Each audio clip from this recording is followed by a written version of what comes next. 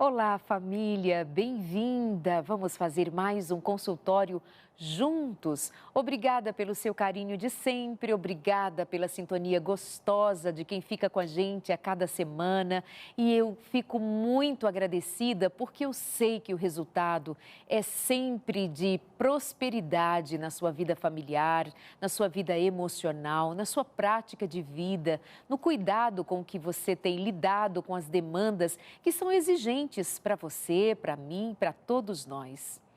Eu convido você a ficar com a gente no programa de hoje, também nessa perspectiva do aprendizado, do renovo das expectativas, mas principalmente hoje nós queremos despertar em você esperança, confiança, coragem, resiliência, uma vontade imensa. Eu peço a Deus que provoque em seu coração uma vontade imensa de mudar a sua história, de fazer diferente, para fazer a diferença. Para que você não se acomode, também para que você não apenas diga de uma vida difícil, que não caia naquele lugar comum de reclamar ou de se sentir vítima de uma vida difícil, de uma vida com muitas limitações e que te impediram, segundo a sua descrição a respeito da sua própria história, de que tenham te impedido de sonhar e de realizar e que hoje veja-se numa situação de vítima da vida. Nós queremos ajudar hoje você a fazê-lo pensar sobre como é possível fazer a diferença, acreditar, trabalhar, confiar, não desanimar, não perder as forças, porque especialmente em Deus está a nossa força, Ele é a nossa força. A cada dia que passa, que você tem essa força renovada dentro de você.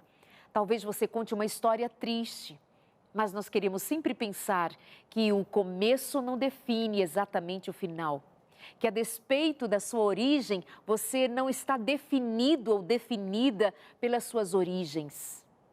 Se você foi muito pobre, se passou necessidades, se morou em situações difíceis, se tinha uma família em situação complicada, você pode guardar dali memórias tristes, difíceis, pode contar até mesmo de traumas.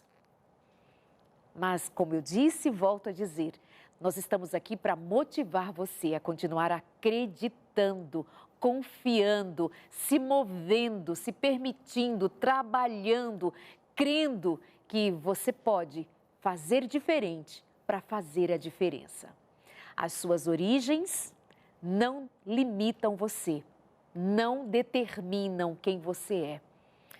É a partir disso que eu quero, no programa de hoje, apresentar a você, meu convidado, que foi um garoto muito pobre, que viveu situações bem difíceis, mas hoje é jornalista, é empresário inclusive no ramo de televisão, tem um trabalho muito bonito na área de comunicação, próspero na área de comunicação e em outras atividades na vida também.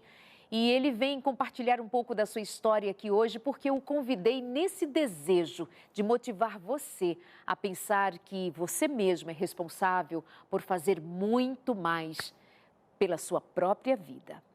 Itamar Oliveira, bem-vindo, prazer recebê-lo aqui. Obrigado, Darleide, pelo convite, né? Nós estamos aqui à disposição para a gente trazer um pouco da minha vida, da minha história, para incentivar você que está em casa, desanimado, triste, abatido, achando que nada dá certo na sua vida. Você vai, depois da nossa conversa, vai ver que você tem condições, sim, de mudar tudo o que está aí na sua vida. Tudo aquilo que você está vivendo, basta você mudar e confiar em Deus. Especialmente confiar em Deus, né? Acima de tudo. E por onde começa a sua história? Vou deixar que você me conte, eu tenho o seu livro em minhas mãos, sei muito bem um começo, meio e fim, como você descreveu aqui, mas de onde nós partimos para entender a sua história? Nós partimos do princípio, é claro, né? Mas desde que os meus pais moravam e viviam lá no Ceará, sou filho de nordestinos, né? Como eu, também sou cearense. Exatamente. Meu pai de Redenção, a minha mãe de Quixadá. E eles trabalhavam na lavoura, carpiam, cultivavam a terra e viviam disso, né? Num belo dia, meu pai carpindo ali o chão, olhou para o lado, viu os meus irmãos brincando ali, e ele parou para pensar, eu aqui no Ceará não vou conseguir dar um futuro brilhante para essas crianças. Eram quantos filhos? Lá na época eram 2, né? Aí, então eles resolveram vir para São Paulo. Mas como a vida era muito difícil para eles, para conseguir comprar a passagem de vinda para São Paulo, eles tiveram que vender alguns utensílios que meu pai e minha mãe haviam ganhado de presente de matrimônio, de casamento, né? Então, a minha mãe vendeu algumas panelas de barro que ela tinha ganho lá de presente. Meu pai vendeu um tamanco, vendeu mais alguma sanfona, vendeu alguns utensílios e vieram para São Paulo. Só que eles não vieram de avião, não vieram de navio nem de trem. Eles vieram no famoso pau de arara, né?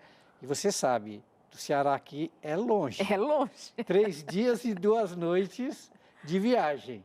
Né? Agora imagina em cima da carroceria de um caminhão. Meu Deus. Num calor daquele, com as crianças.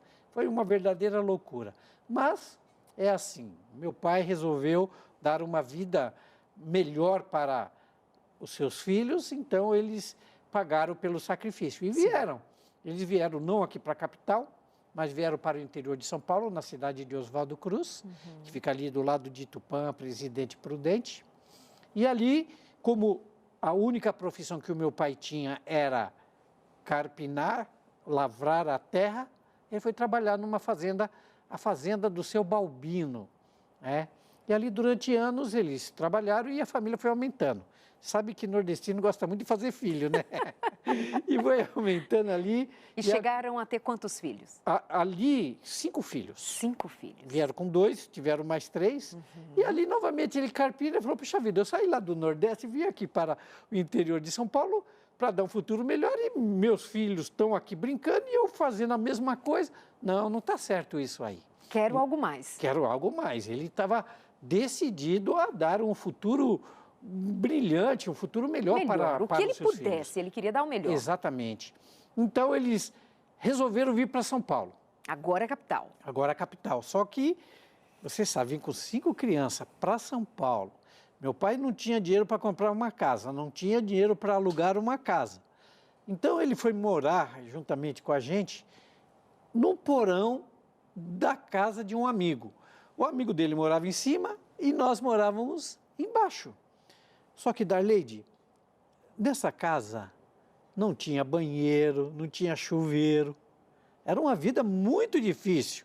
E nós chegamos aqui, e eu com 5 anos de idade, nós começamos a ir para as ruas, pegar latinhas, ferro velho, lata velha, chuveiro velho, alumínio, e nós vendíamos no final do dia, e nós comprávamos a base da nossa alimentação, que era o cuscuz de xerém de milho.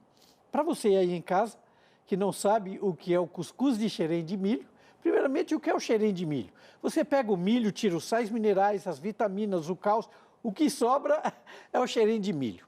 A minha mãe pegava esse xerém de milho, fazia um cuscuz, e como nós não tínhamos dinheiro para a gente comprar uma mistura, comprar uma carne, a minha mãe ia até o açougue e ela pedia para o açougueiro aqueles pedaços de osso.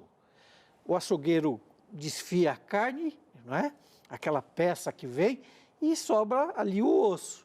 Aquele osso, minha mãe misturava para dar um gostinho melhor no cuscuz. Algumas pequenas rebarbas de carne que saía dali, daquele osso e misturava. E a gordura. Exatamente. Então, essa foi a base da nossa alimentação. Durante anos, nós só comíamos cuscuz de xerém de milho. Pão era somente no dia de sábado. Uma vez por semana, nós íamos até a padaria Três Rosas, que fica lá em São Paulo, no bairro da Casa Verde, na rua Azilda, e nós comprávamos o pão uma vez por semana, que era aquela bengala, que era um pão bem grande.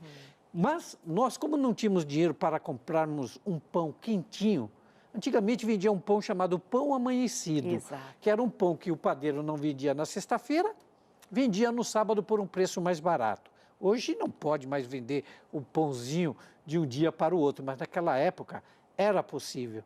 E nós comprávamos essa bengala. E nós dividíamos por pedaços iguais entre os meus irmãos, o meu pai e minha mãe.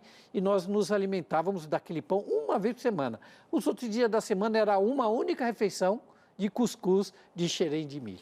Agora, ao contar essas coisas, lembrar, e obviamente você já contou muito essas histórias para as pessoas, para os seus filhos, para a sua família, houve um tempo da sua vida em que quando você lembrava disso tudo, de toda essa dificuldade, você se sentia infeliz, triste, reclamava, isso repercutia dor no seu coração por ter passado tanta dificuldade? Ou você sempre foi alguém levado a considerar, essa é a vida e vamos embora? Como é que é? Eu vou falar uma coisa para você com toda sinceridade. Eu sempre, desde pequenininho, desde os meus 5 anos de idade, eu não sei o que aconteceu comigo, aliás, eu sei, eu sou um escolhido de Deus. Desde aquela época, Deus já me mostrava que eu seria um grande homem. E eu nunca me lamentei pelas dificuldades, pela fome que eu passava, por eu não ter roupa, por eu não ter um banheiro para usar, não ter um chuveiro para tomar banho. Eu levava a vida com alegria. Olha, eu era o caçula dos meus irmãos. Eu era o primeiro que acordava. 4 horas, 4h30 da manhã, eu já acordava os meus irmãos. Pois é, eu li isso aqui no seu livro. Exatamente. Como eu assim? acordava, eu ia acordando. Os meus irmãos me detestavam, porque eles queriam dormir. E eu, 4h30 da manhã, eu já ia na cama de todos eles. E eu ia acordando um por um. Para a gente ir pegar ferro velho, lata velha, latinha nas ruas. E nós íamos, né? Então, eu nunca reclamei de nada. Eu sempre fui uma pessoa feliz, sabe? Porque Darleide, a gente não precisa muito para ser feliz, sabe? A gente precisa ter uma família estruturada, a gente precisa ter amor dos irmãos, do pai, da mãe. É isso que a gente precisa para ser feliz, porque você sabe, hoje a gente tem conhecimento de muitas pessoas poderosas, pessoas que têm muito dinheiro, mas são pessoas infelizes, né? E às vezes eu fico olhando para a minha vida e olhando lá para trás, de onde eu vim, né?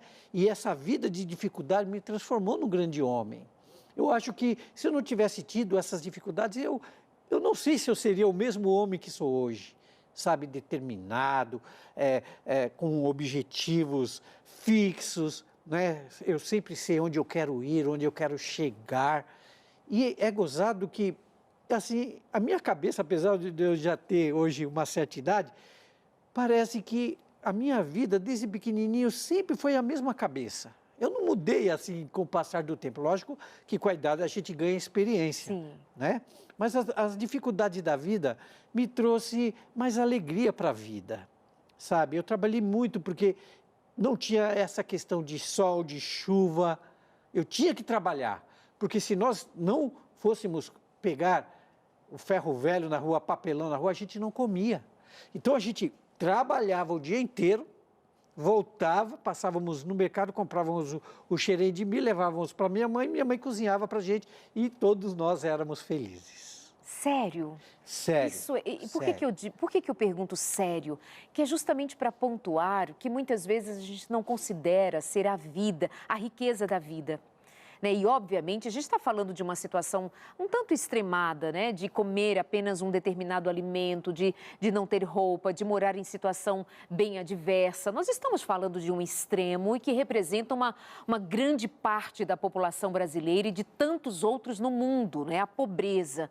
Mas o que nós queremos enfatizar aqui, ouvindo a história do Itamar, lendo o seu livro e lembrando de tantas outras pessoas, lembrando de muito do que nós vemos no nosso dia a dia, familiares nossos, pessoas nossas, é que assim, isso existe, isso é uma realidade, mas vamos lá, vamos levantar a cabeça, vamos acreditar, vamos trabalhar com o que estivermos à mão para fazermos. Você vendia lá papelão e chegou uma hora de vender limão. E aí você se tornou um empresário do limão, praticamente um garoto. Conta essa parte. É verdade. Olha, vou falar uma coisa para você, Darleide. Deus faz as coisas tudo certinho na vida da pessoa. E Deus sabe e conhece a gente quando a gente está no ventre materno. Eu fui escolhido quando estava no ventre materno da minha mãe. A minha vizinha, por nos ver acordando cedo e trabalhando com sol, com frio, com chuva, ela fez um convite para minha mãe. Ela chamava Dona Maria Aparecida, já falecida.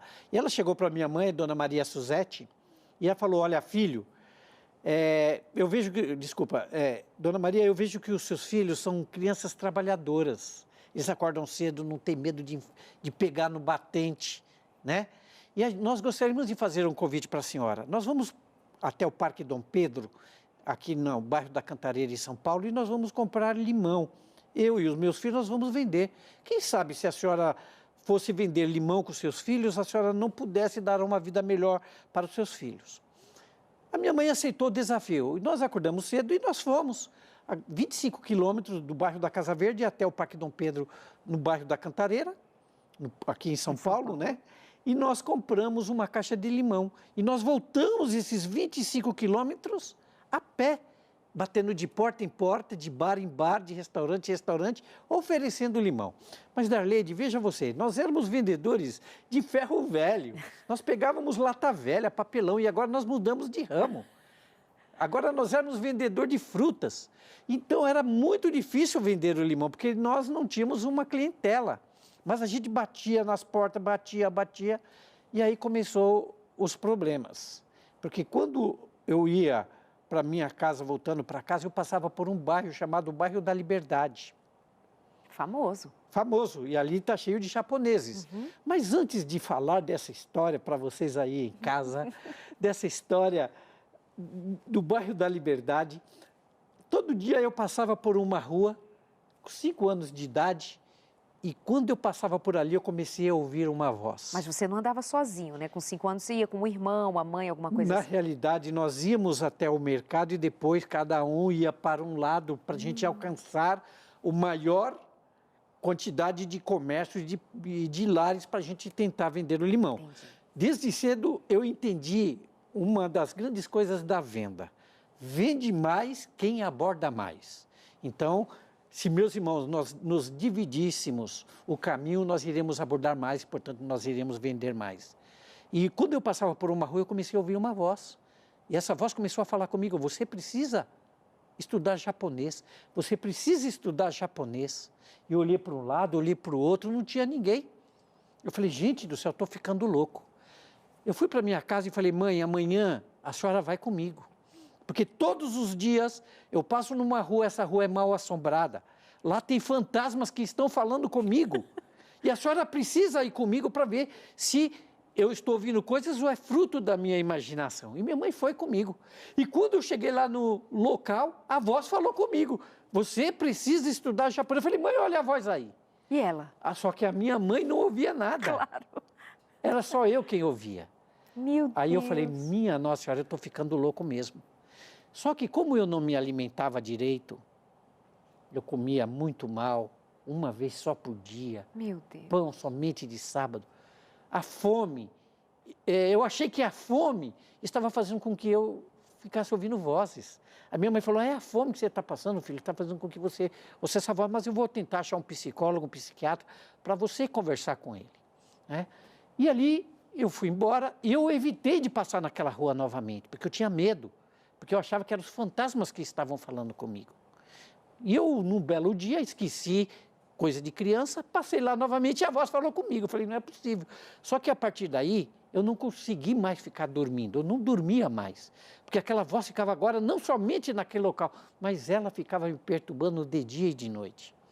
E eu falei, só tem um jeito dessa voz parar de me atormentar. Eu preciso achar uma escola japonesa.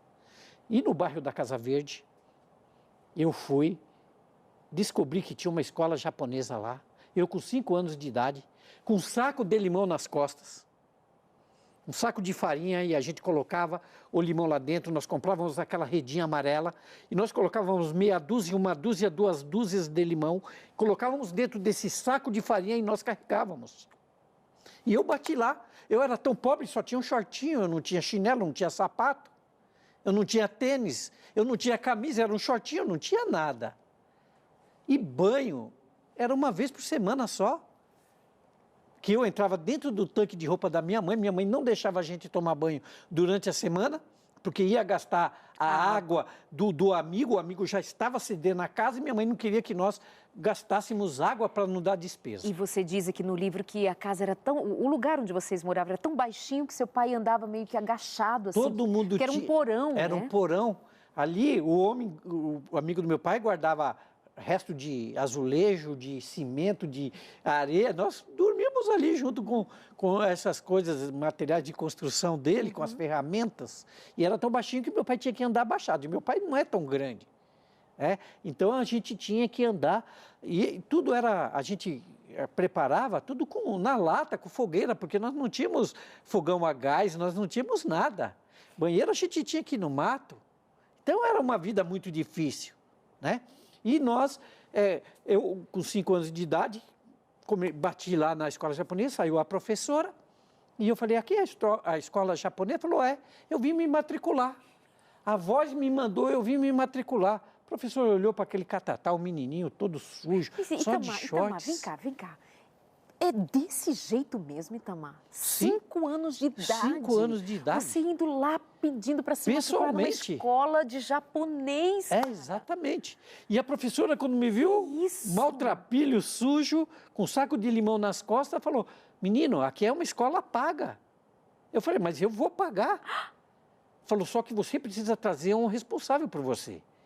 Eu falei, então a senhora fica aí que eu vou na minha casa e vou chamar a minha mãe para vir aqui para me matricular. E eu fui para casa da Arleide. E quando eu cheguei lá, falei para minha mãe, mãe, achei a escola japonesa para estudar. Minha mãe queria me bater, porque falou, filho, nós não temos dinheiro nem para comer, nem para comprar comida, você quer estudar na escola japonesa? Falei, mãe, eu quero. E tem uma coisa, mãe, quem vai pagar esse estudo sou eu. Darleide, eu trabalhava 12 horas por dia, vendendo limão, batendo de porta em porta, de casa em casa. E eu falei para minha mãe, eu vou trabalhar 14 horas. Essas 2 horas que eu trabalhar mais por dia, eu vou separar no meu bolso, o que eu vender vai ser reservado para pagar a minha escola.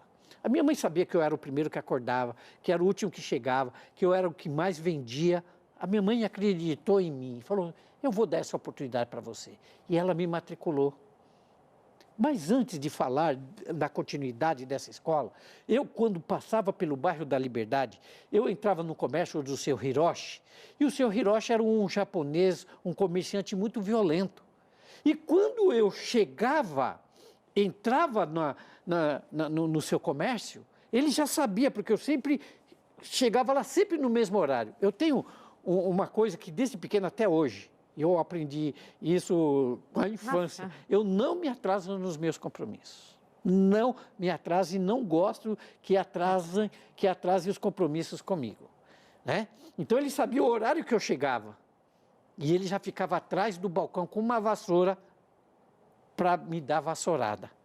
E eu chegava lá, eu não conseguia completar a frase. Bom dia, seu Hiroshi, o senhor quer comprar o meu limão? Eu não conseguia terminar essa frase porque ele já me dava vassourada, me batia e fazia eu correr. Meu Deus! Mas por que isso? Porque ele achava que um menino sujo, só de shorts, maltrapilho, pobre, iria afugentar a clientela dele. Exato. E aí eu corria. Mas no outro dia eu estava lá de novo, e ele batia de novo, e eu voltava no outro dia, e ele batia de novo, e eu voltava no outro dia, eu precisava vender, eu precisava comprar alimento. Mas você não é uma pessoa natural, você é uma pessoa sobrenatural, porque qualquer criança teria ido uma vez, quem sabe repetia, quem sabe iria 2, 3 vezes, não voltaria mais. Você é muito insistente, determinado, focado, coisa que desde criança, Itamar, é assustador. É uma das maiores qualidades que eu tenho. Incrível. É a persistência. E sabe uma coisa que você também não tem, o que você não tem? Falsa modéstia. Você diz, eu sou escolhido, Deus me escolheu, eu sou assim desde pequeno, essas são as minhas qualidades, eu sou objetivo, eu sou determinado. Você fala bem de você, ou seja, é alguém que se vê bem. Guarda isso aí para você. Às vezes a gente é dominado por uma falsa modéstia, um medo de falar bem de si mesmo, de se ver bem, de se sentir amado de Deus, de saber que é amado de Deus e até verbalizar. Essas são características que a gente precisa observar na vida de pessoas que crescem na vida, vida, que dão certo na vida, elas acreditam primeiro em Deus, no potencial que Deus lhes deu e elas creem que, apesar das adversidades, elas podem crer, viver e trabalhar sem medo. Então, ele não tinha medo do seu Hiroshi.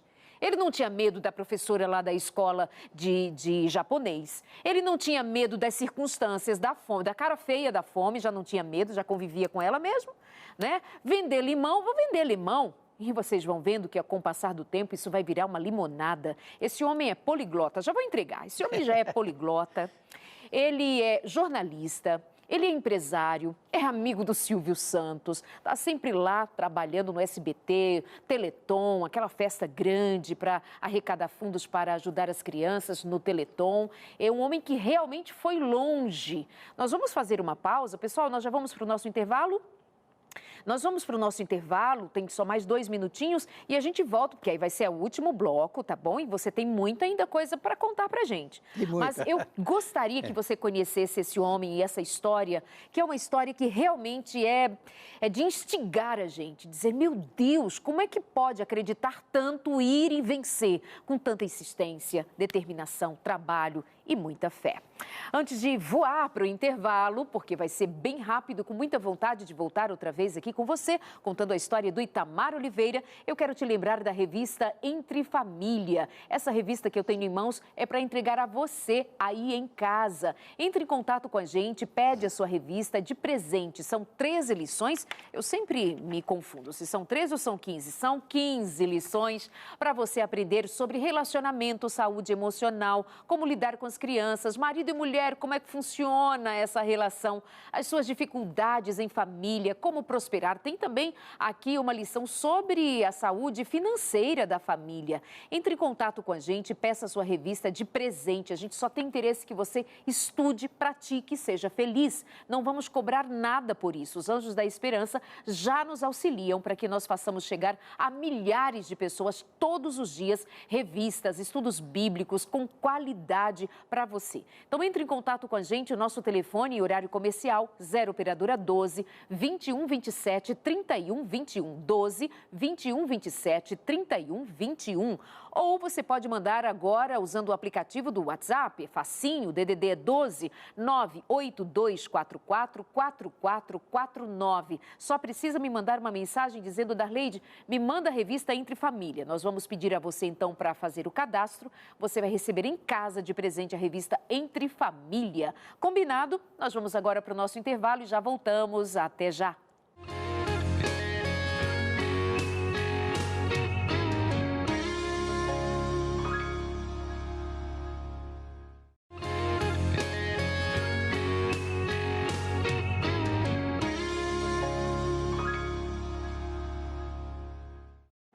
De volta hoje com uma história inspiradora para você, porque eu sei que tem gente aí na sua casa meio desanimado, borocochô, nada dá certo na vida. E desanima não. Se desanimar, o que muda?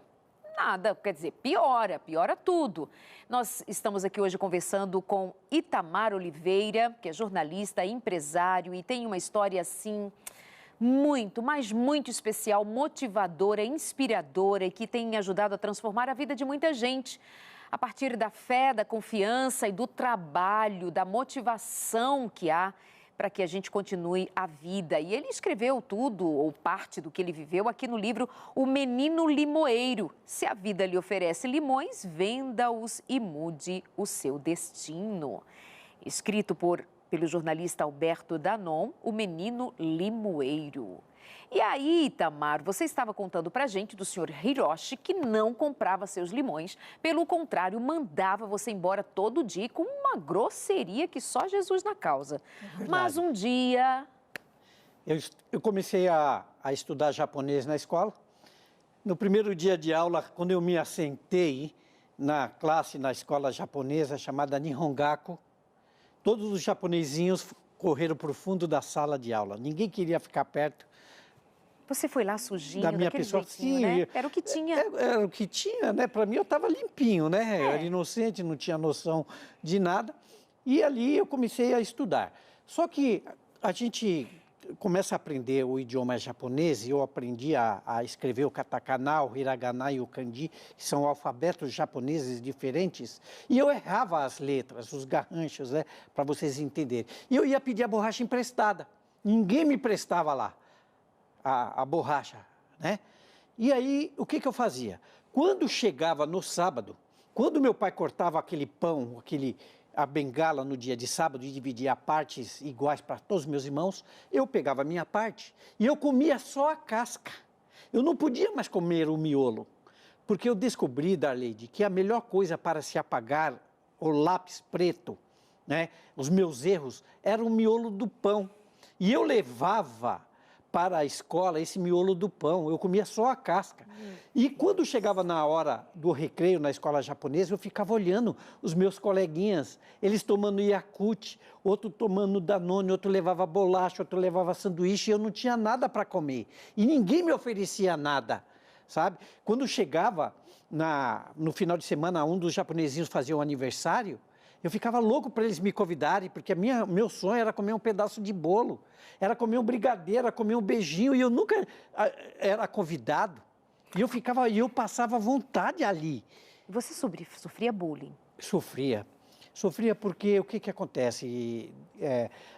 Eu era pobre, sujo, maltrapilho, e eu ainda tenho um problema na minha mão, né, que eu nasci com um pequeno problema físico na minha mão, uma anomalia congênita. Então você já imagina, o pessoal colocava apelido em mim, né? Então, pobre, deficiente, sujo, e ainda com um saco de limão nas costas, e eu sentava na carteira e colocava o meu saco de limão do lado, e de dentro eu tirava o meu caderno, que eu comprei com muito custo, que eu tinha 2 materiais didáticos, que eram um lápis preto e um caderno brochura. E ali eu escrevia, e eu errava. Agora eu levei o 3º material didático, que era o miolo do pão. E quando os japonesinhos viram eu colocando em cima aquele miolo do pão, eles falaram, poxa vida, hoje o Francisco-san, ele trouxe lanchinho. Mas não era lanchinho, era a borracha para eu apagar os meus erros. O meu sonho era pintar na aula de desenho o céu de azul. Era pintar a rosa de vermelho, mas o meu céu estava sempre nublado, porque eu fazia os meus desenhos com lápis preto. Eu queria pintar a rosa de vermelho, mas a rosa era uma rosa fúnebre, porque era um lápis preto. E eles nunca me chamavam. E o ódio da Darleide desses meninos começaram e aumentaram. E o bullying e o ódio, quando eles descobriram que eu aprendia 10 vezes mais rápido que eles. Eles estavam ali há 2, 3 anos e eu em 6 meses já dominava praticamente o idioma. Porque eu descobri logo cedo que eu tinha o dom do aprendizado dos idiomas. E eu com 6 meses aprendi praticamente todo o idioma japonês. Para você ter uma ideia, só o kanji são 9.632 letras do alfabeto. Nós temos 23 a 27 letras no alfabeto. Eu aprendi quase 10.000 letras do alfabeto. Um fenômeno, coisa sobrenatural, é dom divino. E aí, eu chegando ali no seu Hiroshi, eu no lugar de falar para ele, bom dia, seu Hiroshi, o senhor quer comprar o meu limão? Eu falei para ele, ohayou gozaimasu, anata o arimoiro. O japonês ficou impressionado olhando para mim. Uau. Menininho, 5 aninhos, decorou palavrinhas para enganar japonês velho, né? Mas japonês esperto vai testar, menino. E vamos ver se ele decorou palavrinhas. E ele perguntou para mim, ikura desu ka? Quanto é que custa? E eu respondi para ele, hitotsu fukuro 3 konto, futatsu fukuro 5 konto de orimasu, né? O seu Hiroshi, um pacote é 3, mas se o senhor me comprar 2, eu te faço 5. Oh, limão tá caro, né? Oh, limão tá caro. Não, seu Hiroshi, limão tá caro. Em mercado Cantareira, limão e açúcar. Tá caro para eu comprar no mercado da Cantareira. Meu limão está barato. O japonês ficou impressionado com o menino limoeiro. E ali nascia o menino limoeiro. O seu Hiroshi comprou todo o meu limão que eu tinha ali, impressionado por aquele menino fenômeno japonês. Comprou tudo, o limão que eu ia vender durante 10 dias, eu vendi unicamente para o seu Hiroshi. Saí dali, fui atrás dos meus irmãos, peguei mais limão, falei, descobri como que se faz para ganhar a vida e para vender limão. Fui para o segundo comércio no bairro da Liberdade. Ohayou gozaimasu, vendendo em japonês. No primeiro quarteirão, eu vendi 2 caixas de limão, os meus, do meu pai e de todos os meus irmãos. E nós começamos a ganhar dinheiro. E nós começamos a vender. E a vida começou a melhorar. Eu, agora que vendia bastante limão, carregávamos o grande peso nas costas, comprei uma carroça e um cavalo. Falei, pai, está aqui o dinheiro, o senhor vai comprar uma carroça e um cavalo. Meu pai ia na frente com a minha mãe e eu atrás, colocando meia dúzia, uma dúzia, 2 dúzias de limão, ensacando e vendendo. E nós vendíamos, nós não vencíamos de vender mais limão. Então eu falei, pai, o senhor precisa tirar sua carta. Eu com 6 anos de idade nessa época, falei, pai, o senhor precisa tirar sua carta. Mas tirar para quê? O senhor vai ver, meu pai tirou. Eu comprei uma perua Kombi para ele. Como assim? 6 anos, meu pai dirigia agora a perua Kombi. E eu coloquei um alto-falante da Lady em cima e eu pegava o microfone no bairro da Liberdade e eu ia gritando e eu aprendi a cantar música japonesa. Só não vou cantar aqui porque nós não temos tempo. Shui sototomuni harakimasu godematemo. Eu ia cantando e vendendo limão e vendendo e nós começamos a ganhar dinheiro. A primeira coisa que eu fiz quando ganhei dinheiro, eu fui numa papelaria. Comprei 6 dúzias de lápis de cor. Comprei 10 canetinhas Silva Pen. Eu fui não sei se você já viu uma borracha chamada borracha de Itu. Uma borracha desse tamanho. Que a metade é vermelha, a metade é azul. Para nunca mais faltar borracha para eu apagar os meus erros. E ali a vida começou a mudar.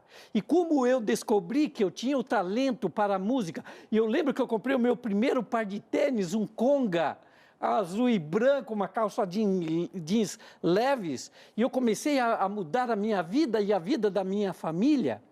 E nós que morávamos ali naquele porão, naquele sótão ali, naquele porão, eu descobri que na frente tinha um senhor que estava vendendo um terreno. Eu falei, pai, o senhor vai lá e veja se o senhor Francisco faz esses 10 mil réis para nós pagar em 10 anos. Meu pai foi, assinou as promissórias e nós compramos. Da Lady, eu construí ali um barraquinho, nós entramos dentro desse barraquinho. Era o barraquinho, a coisa mais linda, era chão batido, mas era nosso. Nós construímos um banheiro para a gente tomar banho. E ali, depois que eu construí aquele barraquinho, eu falei, pai, toma mais dinheiro para o senhor comprar madeira e telha. Meu pai comprou, mas para quê? Construiu o segundo barraquinho. O meu pai construiu o segundo barraquinho. Eu aluguei aquele barraquinho. Com o aluguel daquele barraquinho, ajudava a gente a pagar a prestação do terreno. Uhum. Com mais o dinheiro que a gente vendia o limão, eu construí o segundo barraquinho. E fui dando dinheiro para o meu pai. E no final, nós construímos 10 barraquinhos naquele terreno. Nós morávamos em um e nós alugamos os 9. Eu falei, puxa vida, esse negócio imobiliário é muito bom. E aí você já estava com que idade? Já era um rapazinho? Não era criança ainda. E eu descobri, é coisa de 6, 7 anos de idade da Mas Lady. tudo muito rápido. É muito rápido. A minha vida passou muito, muito rápido. Eu não tive infância. Eu sou um perna de pau, eu não sei jogar bola, eu não sei pinar papagaio, eu não sei rodar andar de bicicleta. Piano. A bicicleta eu sei porque teve uma época que quando a gente vendia limão, antes da gente comprar a carroça lá, eu vendi bastante limão também de bicicleta, né? Uhum. É que não dá tempo, são muitos detalhes. Em que momento você cresce, homem de Deus? Em que momento você é adolescente? Em que momento você vai para a faculdade? Como é que acontece isso? Minha preocupação é só com o tempo. É só com o tempo, é verdade. Então, deixa eu contar aqui rapidinho, tá? Então, aí eu fui descobrindo antes, eu tive muita dificuldade quando entrei na escola, no primeiro ano primário, na escola brasileira. Por quê? Porque eu fui alfabetizado primeiro em japonês, então tive muita dificuldade para aprender as coisas, porque a minha cabeça estava focada, eu virei um verdadeiro japonês mesmo, sabe? Na filosofia, em tudo, né? Tudo. Eu queria até ter casado na época com uma japonesa. Eu me apaixonei pela Miyuki, que era uma japonesinha lá, mas ela não quis muita coisa comigo, porque eu era pobre naquela época. Se fosse hoje, ela ia me querer, né? Mas naquela época... Talvez sim, talvez não. É verdade. Mas ela não queria saber do menino limoeiro lá naquela época, né? Mas aí eu descobri que eu tinha esse dom e agora eu tinha recursos para isso e eu comecei a aprender outros idiomas. Eu aprendi o hebraico, o aramaico, o yiddish, o alemão, o espanhol, e fui aprender o inglês. E eu fui me tornando um poliglota. Até que um belo dia, Jô Soares descobriu que existia um menino fenômeno, né? E eu, com 16 anos, fui entrevistado pelo Jô Soares. Sério? E eu tenho essas imagens ainda. Vocês podem entrar no meu canal no YouTube. Está lá o dia em que Itamar deu um baile em Jô Soares. Com 16 anos, vocês vão ver o que eu fiz com o Jô Soares. É coisa incrível. É só ir lá no canal do YouTube. Itamar SBT ou Itamar Oliveira SBT. Vocês vão acompanhar lá toda a minha história. Uhum. Então, eu fui para lá. E depois disso aí, abriu as portas do mundo para mim. Porque Silvio Santos ficou sabendo da minha história, mandou me chamar, pediu que eu contasse a história, e ele também foi camelô como eu, um grande vencedor. Aí eu contei ali a minha história, e ele puxou ali uma pasta, colocou um contrato em cima e falou: você, a partir de agora, vai trabalhar comigo. Uau! E eu estou com esse homem há 40 anos, né? Sou o homem de confiança deste grande empresário, desse grande animador. E depois, você sabe, né, Darleide, eu e a Hebe Camargo, nós somos um dos fundadores do Teleton. Como eu tenho esse problema, né, que não é um problema, que eu faço tudo, dirijo carro, Você se importa de a gente mostrar aqui sua mão? Pessoal, dá um... Fecha aqui, para o pessoal saber que nós estamos falando de um menino. Exatamente. Então, eu tenho... Um menino, né? Estamos falando de um menino. É verdade. Então, exatamente. Mostra aqui, pessoal. Aqui, ó. Né? Isso. Então, olha, não tenho vergonha, não tenho preconceito, não tenho nada. Nem quando você era menino, você ficava tentando esconder sua mãe? Nunca me importei com isso. Não, nunca. Porque a gente tem que se aceitar do jeito que a gente é, sabe? E se eu sou assim, é porque Deus permitiu que eu fosse assim. E nunca foi um empecilho para nada. E eu olho para minha mão e falo assim: o que eu não tive aqui, Deus colocou aqui. Uau! E eu desde cedo descobri que eu teria que ganhar a minha vida não fazendo força, porque eu não teria, mas usando a cabeça, a inteligência, a sabedoria. Por isso que eu aprendi idiomas e me tornei um homem vencedor. Sensacional, cara, sensacional. Eu disse para vocês que o programa de hoje tinha a intenção de ser motivador, inspirador e é assim, é surpreendente. Mesmo tendo lido o livro, conheço Itamar, mas assim, ouvi-lo contar com essa veemência, com essa força, eu sabia. É para esse tempo, é para esse momento que eu quero que muitas pessoas escutem algo que as inspire, que as faça crer. E que em lugar de ficar olhando para o que não tiveram, em lugar de ficar olhando para a sua deficiência, digo que me faltou aqui, Deus me dá aqui. Deus me dá aqui, que é o amor, me dá a generosidade, a bondade, me dá a capacidade de viver agradecendo a Deus. Bom, mas aí você foi fazer faculdades de jornalismo, né? Hoje você é um empresário, você casou, tem filhos, me conta, seus pais, até que os seus irmãos, por onde andam? Seus pais já são falecidos? A minha mãe faleceu há 2 meses atrás. Puxa, recente. Recente, 2 meses atrás. O meu pai está vivo, graças a Deus. Né? Qual o nome dele? Seu Luiz, Luiz Gonzaga. Uau! Seu Luiz. Darleide, eu vou falar uma coisa muito importante para você e para vocês aí em casa. Fale. Olhando bem dentro dos teus olhos. Eu tenho tudo para ser um derrotado, desde pequenininho. Eu poderia ter escolhido ser um derrotado, mas eu escolhi ser um homem vitorioso. E você também pode escolher ser uma pessoa, um homem ou uma mulher vitoriosa, depende de você. A vida é feita de escolhas. É você quem vai definir o seu futuro. Não adianta você ficar se lamentando. Imagina se eu ficasse me lamentando. Olha, eu sou pobre, eu não tenho o que comer, sou deficiente. Onde que eu estaria nos dias de hoje? Vou falar uma coisa para você. Nunca se importe com a atual situação que você está hoje, porque amanhã Deus pode transformar a sua vida. Conhecemos a história de José. Num dia ele era escravo, no outro ele era governador. Então você aí, que fica reclamando, chorando pelos cantos, não faça isso não. Sabe? Não faça isso, isso não é bom. Isso não vai te levar a nada, sabe? Pega, levanta, faz a tua parte, porque também não adianta você ficar esperando aí as bênçãos cair dos céus, não. Eu acordava cedo, 4h30 da manhã eu estava acordado, com sol, com chuva. Trabalho até hoje. E vou falar uma coisa para você, Darleide. Mesmo depois, ganhando bem, trabalhando com o Silvio Santos, eu tive um outro... Era para ser um revés na minha vida. Eu sou o homem que dou os conselhos, sou conselheiro de Silvio Santos. Sou amigo íntimo, particular, confidente dele. E eu levei um problema do jornalismo para ele. Né? Seu Silvio, nós estamos com esse problema, assim, assim... E eu sempre, quando vou levar um problema, eu já levo a solução junto. Eu não vou levar problema, eu resolvo os problemas para ele. Então, eu levei a solução junto. E ele estava num dia que não era um bom dia, né? Ele ia viajar e estava num dia muito péssimo, e eu tinha que falar com ele naquele dia. Eu sabia que... E Deus falou, hoje não é o dia de você falar com ele, mas ele ia para Orlando... No dia seguinte, ia voltar só depois de 4 meses e eu tinha que resolver aquele problema. E assim mesmo, eu sou uma pessoa destemida, eu fui e falei com ele. Falei, seu Silvio, olha, está acontecendo isso, assim, assim, assim no jornalismo, a audiência está caindo por causa disso, disso, daquilo, nós temos que fazer isso e aquilo.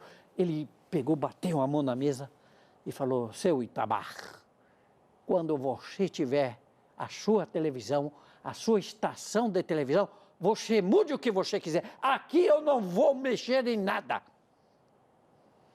Darleide, quando as pessoas tomam uma bronca do Silvio, ele fala dessa forma, a pessoa leva pelo menos 1 ano para se recuperar psicologicamente. Era para me ter derrubado. Porque ele é respeitoso, ele é querido, educado, mas Sim. Quando fala firme... Como fala firme... Silvio pegou pesado hoje Pegou comigo. pesado. E ele falou, você quer mudar? Quero. Tenha a sua estação de televisão. E ele viajou. E aquilo ficou na minha cabeça.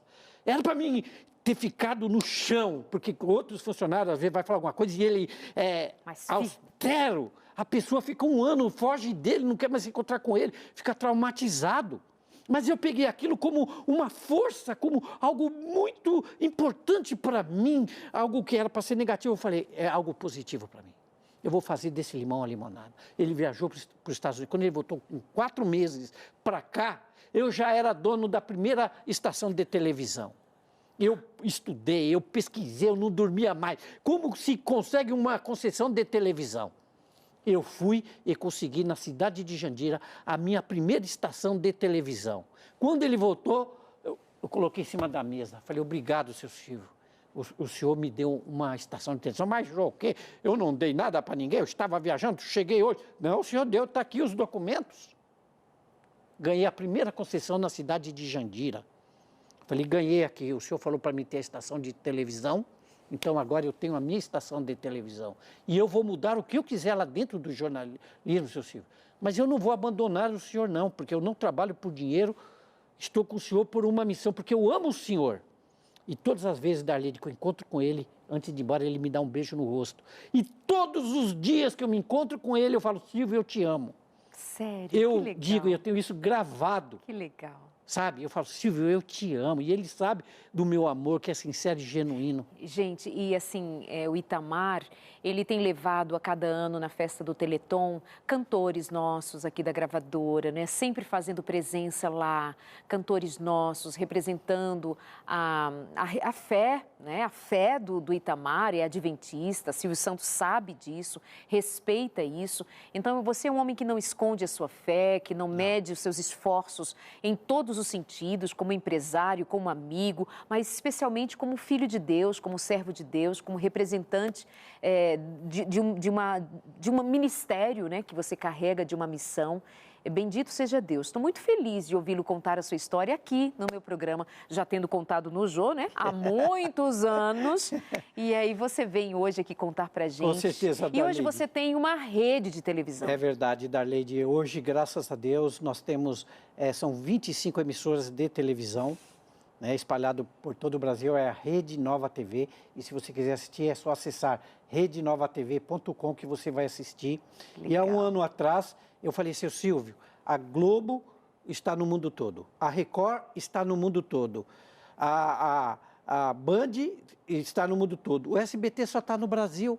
Vamos levar para o mundo todo o SBT, vamos pegar o mundo inteiro, seu Silvio, só nós estamos ficando para trás. Não quero mais saber não, já estou partindo dessa para uma melhor. Eu falei, não, seu Silvio, você vai viver muito ainda. Vamos tornar o SBT mundial. Não quero. Ele disse que não queria. Sabe o que eu fiz, Darlene? Peguei as minhas emissoras e coloquei agora para 196 países do mundo, nas 7 maiores plataformas de streaming do mundo. Então, os desafios, não para, né? Eu não paro. É Deus quem... Os seus irmãos trabalham com você? Como é que a sua família, por onde caminhou? Devem admirar muito, respeitar muito você. Sim, com certeza, porque eu era o caçula e me tornei um dos mais bem-sucedidos da família, né? Mas os meus irmãos todos estão bem, graças a Deus. Eu tenho 3 irmãos que moram nos Estados Unidos, né? E são todos, eu venho de uma família de gênios. E você tem quantos filhos? Eu tenho 3 filhos e agora eu fui vovô. Nasceu o netinho, o Luca, que é a minha paixão. Está com 6 meses hoje. E você já está casado há quantos anos? Estou casado há 35 anos com a mesma esposa. Graças a Deus. Como é o nome dela? É Silvia. Silvia, beijo para você, Silvia. O nome de uma das filhas do Silvio, né? Santos. É verdade, é a filha número 2. Pois é. Nós vamos nos despedindo daqui. E eu gostei muito quando você olhou ali na câmera agora há pouco e deixou o seu recado. E o que você me fala de fé? E o que você me fala de experiência com Deus? Mais uma vez, deixe assim a sua inspiração para quem está em casa nos assistindo, cansado, desanimado. Onde entra a fé na sua história? Imagino que o tempo todo, né? É verdade. Se você está desempregado, desanimado, com as contas atrasadas, suas dívidas se aumenta a cada dia, não desanime. Acredite em Deus que você vai sair dessa, você vai conseguir, mas você vai ter que fazer a sua parte. A Bíblia diz, esforça-te e eu te ajudarei. Não adianta você esperar só por Deus. Deus só vai fazer aquilo que você não pode fazer por você mesmo. Aquilo que depende de você, Deus não vai mover uma única palha, absolutamente nada. Você tem que fazer a sua parte e a partir dali você vai ter a ajuda de Deus. Deus não vai mover uma palha daquilo que corresponde a você.